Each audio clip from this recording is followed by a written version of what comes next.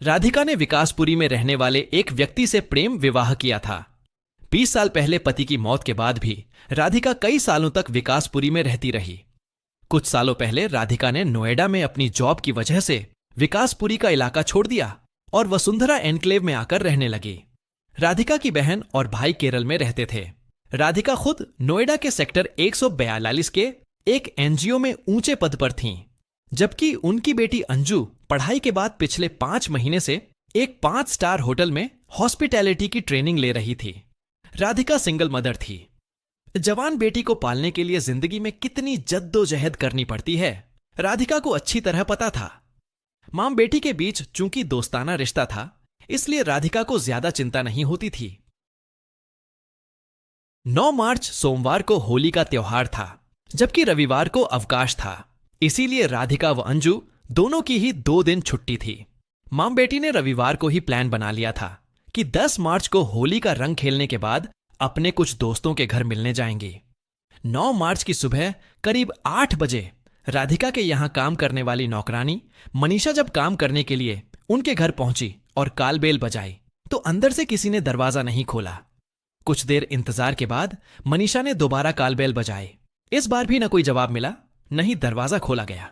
मनीषा ने राधिका को aunty aunty कहकर दरवाजा खटखटाना शुरू कर दिया, लेकिन यह क्या, दरवाजा पहले से ही खुला था।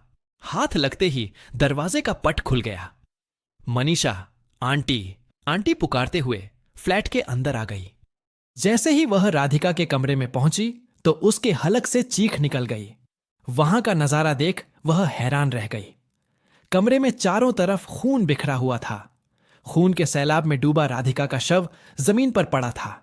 मनीषा न आई होती तो सुबह को पता नहीं चलता। मां के साथ क्या हुआ, यह बताने के लिए मनीषा तेजी से राधिका की बेटी अंजू के कमरे में गई, लेकिन वहां का नजारा और भी दिल दहला देने वाला था। मां बेटी के लहूलुहान शव देखकर काम वाली मेड मनीषा थर थर कांपने लगी। अगले ही क्षण जब उसकी तंद्रा लौटी तो वह शोर मचाते हुए फ्लैट से बाहर निकल आई और खून खून चिल्लाने लगी। शोर सुनकर आसपास के फ्लैटों में रहने वाले लोग घरों से बाहर निकल आए। मनीषा ने हांफते रोते हुए एक ही सांस में सारी कहानी बता दी। उत्सुकतावश कुछ लोगों ने फ्लैट के भीतर जाकर देखा तो मनीषा की बात सही निकली। जानकारी मिलने के बाद मनसारा अपार्टमेंट के सिक्योरिटी गार्ड और आरडब्ल्यूए के पदाधिकारी मौके पर पहुंच गए। एक सुरक्षित सोसाइटी में फ्लैट के भीतर रहने वाले 2 लोगों का कत्ल हो जाए तो सोसाइटी की सुरक्षा पर सवाल खड़े होना लाजिमी है। पास पड़ोस के लोग सुरक्षा में ढिलाई को लेकर खुसर फुसर करने लगे। लोगों की भारी भीड़ एकत्रित हो चुकी थी, इसलिए सोसाइटी के लोगों ने तुरंत पुलिस कंट्रोल रूम को सोसाइटी में हुए दोहरे हत्याकांड की सूचना दे दी। सुबह के वक्त इलाके में हत्या जैसी वारदात, वह भी दोहरे हत्याकांड की सूचना मिल जाए तो किसी भी पुलिस अधिकारी के मुंह का स्वाद कसैला होना स्वाभाविक है। न्यू अशोक नगर थाने के एसएचओ तेजराम मीणा की नींद ड्यूटी अफसर द्वारा दी गई इसी मनहूस सूचना से खुली। स्वाभाविक है उनके मुंह का जायका भी बिगड़ा ही होगा, लेकिन एक पुलिस अधिकारी के लिए हर दिन ऐसी वारदातों की सूचनाएं मिलना कोई नई बात नहीं होती। इंस्पेक्टर तेजराम मीणा ने तत्काल बिस्तर छोड़ा और तैयार होकर अपने सहायक SHO Vinod Kumar, inspector investigation Sarita व अन्य स्टाफ के साथ मौकाए वारदात की तरफ रवाना हो गए। रास्ते से ही उन्होंने फोन करके अपने सब डिवीजन कल्याणपुरी के ACP Jitendri Patel, DCP Jasmeet Sinha, additional DCP Rakesh Pawaria को भी सूचना दे दी थी। कमोबेश सभी अधिकारी थोड़े से अंतराल के बाद घटनास्थल पर पहुंच गए। मौके पर क्राइम और एफएसएल की टीम को भी बुला लिया गया। फ्लैट के बाहर खड़ी भीड़ को हटाने के बाद एसएचओ मीणा ने जब घर में प्रवेश किया तो मां बेटी के शव देखकर उनकी भी रूह कांप उठी। राधिका के शरीर पर चाकू जैसे धारदार हथियार से करीब आधा दर्जन से ज्यादा वार किए गए थे, जबकि अपने बेडरूम में फर्श पर पड़ी उनकी बेटी अंजू के शरीर पर धारदार हथियार के अनगिनत वार किए गए थे। दोनों के ही कमरों का सामान चारों तरफ बिखरा पड़ा था। घटनास्थल को देखकर साफ लग रहा था कि किसी ने लूटपाट का विरोध करने पर दोनों हत्याओं को अंजाम दिया है, लेकिन यह बताने वाला कोई नहीं था कि हत्यारे घर से कितनी नकदी कीमती सामान अपने साथ ले गए हैं। लेकिन अगले ही पल पुलिस को लूटपाट की अपनी थ्योरी बदलनी पड़ी, क्योंकि घर में फ्रेंडली एंट्री हुई थी। घर में जबरन प्रवेश करने के कोई लक्षण नहीं थे। न ही पुलिस को हत्या के समय मां बेटी के साथ गलत नियत से जोर जबरदस्ती के कोई निशान मिले थे। हां, दो बातों की शंका जरूर थी कि हत्या करने वाला या वाले मृतक परिवार के परिचित रहे हों। दूसरी संभावना यह थी कि दोनों हत्याएं सोते वक्त की गई थीं या फिर उन्हें मारने से पहले नशीला पदार्थ दिया गया था। क्राइम और एफएसएल की टीमों ने अपना काम पूरा कर लिया था। डीसीपी जसमीत सिंह की अगुवाई में एसएचओ तेजराम मीणा और उनकी टीम ने जांच पड़ताल का सारा काम पूरा कर लिया था, जिसके बाद राधिका व अंजू के शव को पोस्टमार्टम के लिए भिजवा दिया गया। रहस्य थी मां बेटी की हत्या। इस दौरान सोसाइटी में रहने वाले कुछ लोगों की मदद से पुलिस ने मृतक मां बेटी के कुछ स्थानीय परिचितों के नंबर हासिल करके उन्हें इस वारदात की सूचना दी। तो एक एक करके उनके ज्यादातर परिचितों को इस वारदात की खबर लग गई। पुलिस ने एक एक करके उन सभी परिचितों से सवाल जवाब और उनके बैकग्राउंड के बारे में जानकारी एकत्र करनी शुरू कर दी।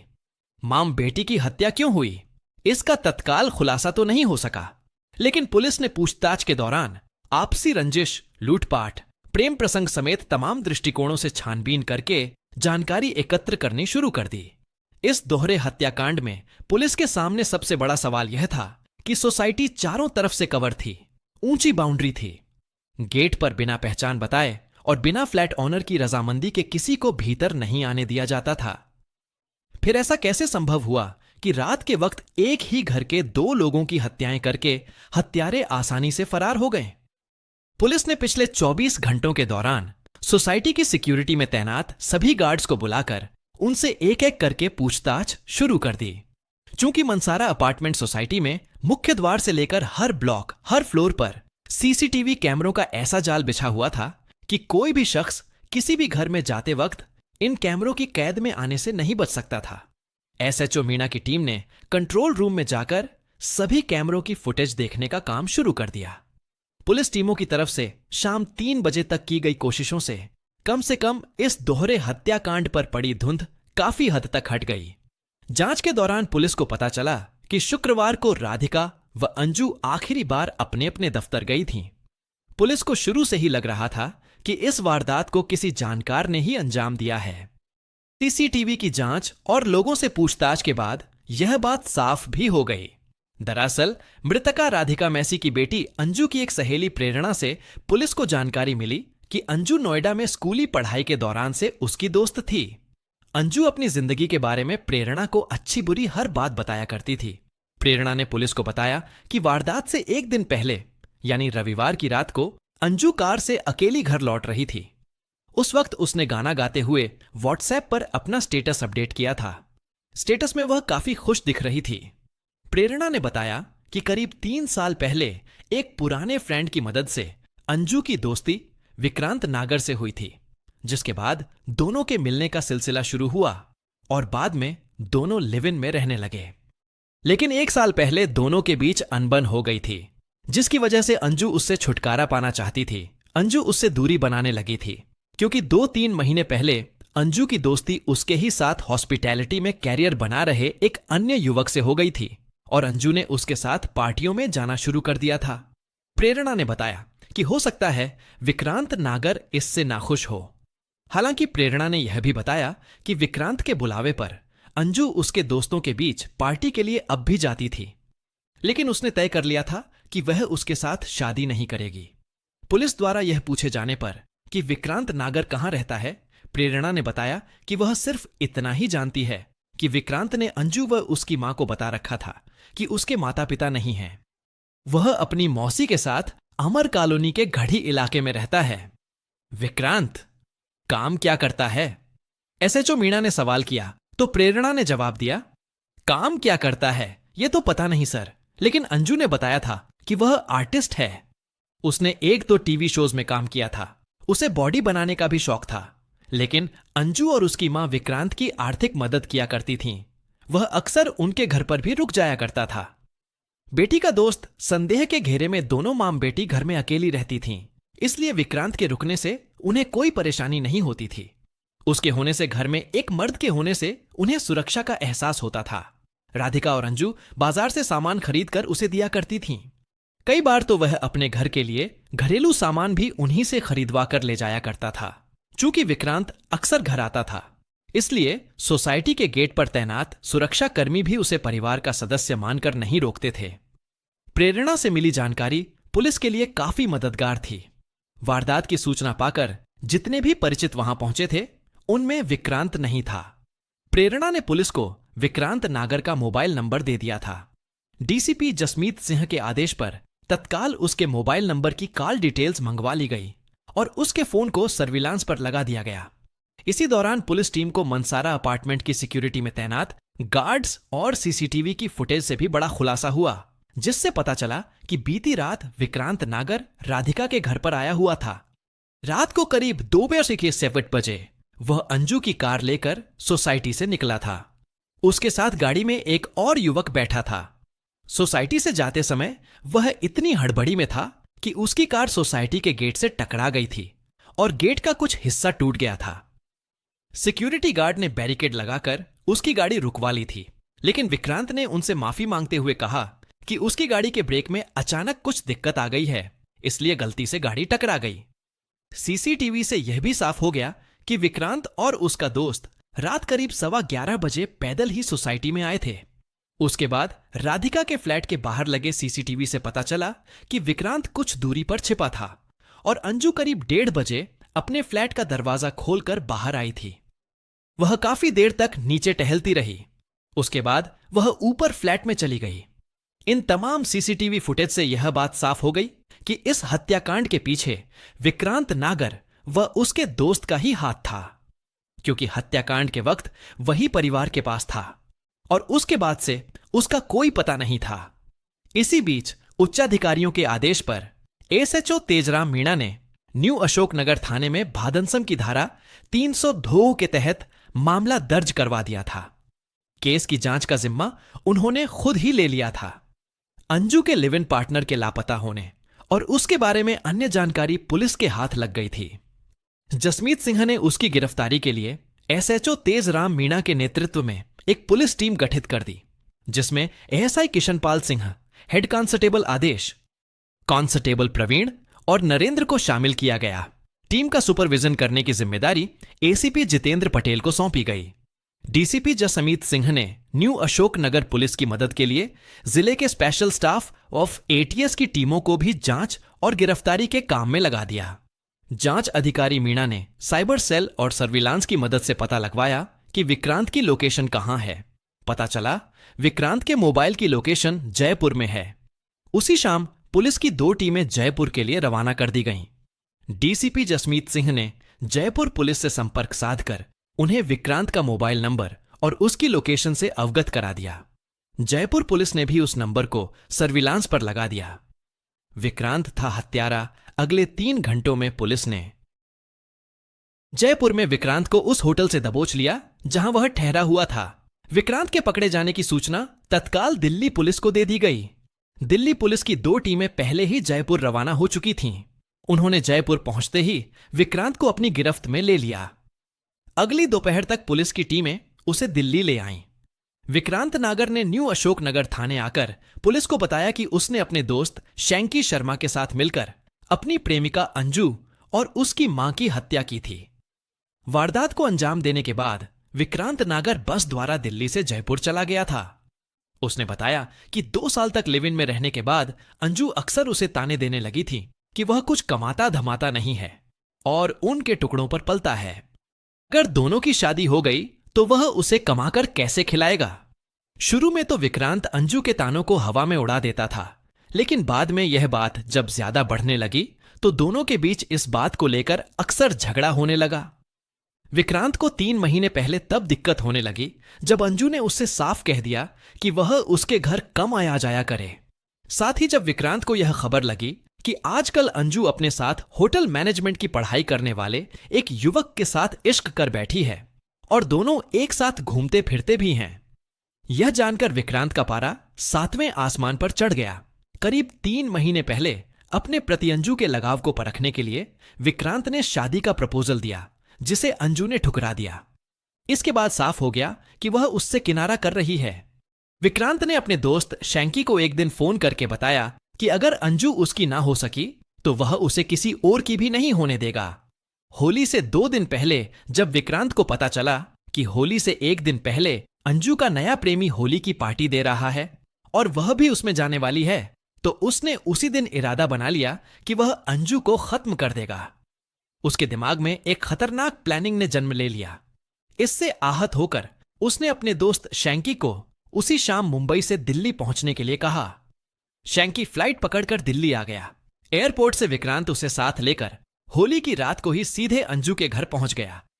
होली की रात को दोनों अंजू के अपार्टमेंट में पहुंचे। घर के बाहर छिपकर उसने अंजू को फोन किया और बातचीत के लिए नीचे बुलाया।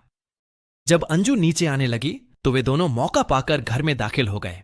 राधिका अपने कमरे में लौटी सोने की तैयारी कर रही थी। विक्रांत और शैंकी ने रसोई से मीट काटने वाला चाकू लेकर सबसे पहले बेरहमी से राधिका पर 7-8 वार करके उसकी हत्या कर दी। इसके बाद दोनों अंजू का इंतजार करने लगे। जब अंजू घर में लौटी और कमरे में पहुंची तो दोनों ने उसके कमरे में ले जाकर उसकी भी चाकू से गोद कर हत्या कर दी। इसके बाद दोनों ने कीमती सामान की तलाश में कमरे की तलाशी ली। वहां से दोनों ने 43,000 रुपए की नकदी और अंजू के डेबिट व क्रेडिट कार्ड अपने कब्जे में ले लिए। उसके बाद आधी रात को करीब 2 से 51 बजे दोनों पार्किंग में खड़ी अंजू की कार लेकर फरार हो गए। इसी हड़बड़ी में कार सोसाइटी के मेन गेट से टकरा गई थी। विक्रांत जयपुर में तो शैंकी मुंबई में मिला। सोसाइटी से निकलने के बाद विक्रांत ने अंजू की कार को त्रिलोकपुरी इलाके में छोड़ दिया था। शैंकी वहां से ऑटो पकड़कर ईस्ट ऑफ कैलाश स्थित एक होटल में चला गया, जबकि विक्रांत बस पकड़कर जयपुर रवाना हो गया और वहां जाकर एक होटल में ठहर गया, जहां से उसके फोन की लोकेशन के आधार पर पुलिस ने उसे दबोच लिया था। विक्रांत से पूछताछ के बाद पुलिस ने उसी शाम को ईस्ट ऑफ कैलाश में उस होटल पर छापा मारा जहां शैंकी ठहरा हुआ था। शैंकी को उस वक्त गिरफ्तार किया गया जब वह होटल का बिल चुकाकर फरार होने की तैयारी में था। उसी शाम दोनों की निशानदेही पर पुलिस ने त्रिलोकपुरी से अंजू की कार भी बरामद कर ली। साथ ही उनकी निशानदेही पर वारदात में प्रयुक्त चाकू भी बरामद कर लिया गया। यह चाकू अंजू के घर में ही छिपाकर रखा गया था।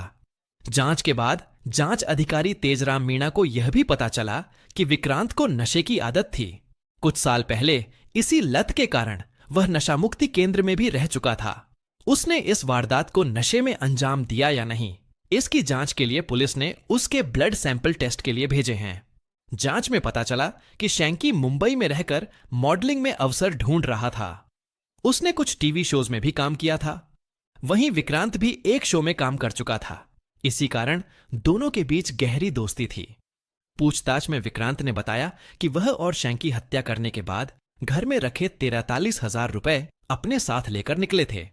इस रकम से दोनों ने नए मोबाइल ले लिए थे।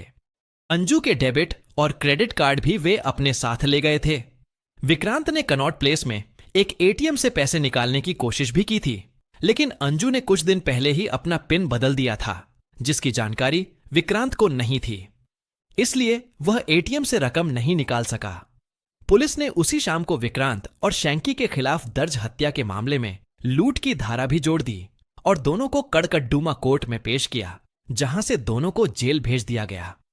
उसी शाम पुलिस को मिली पोस्टमार्टम से खुलासा हुआ कि अंजू मैसी के शरीर पर 30 से ज्यादा चाकू के वार किए गए थे, जबकि मां राधिका मैसी के शरीर पर चाकू के 10 घाव मिले थे।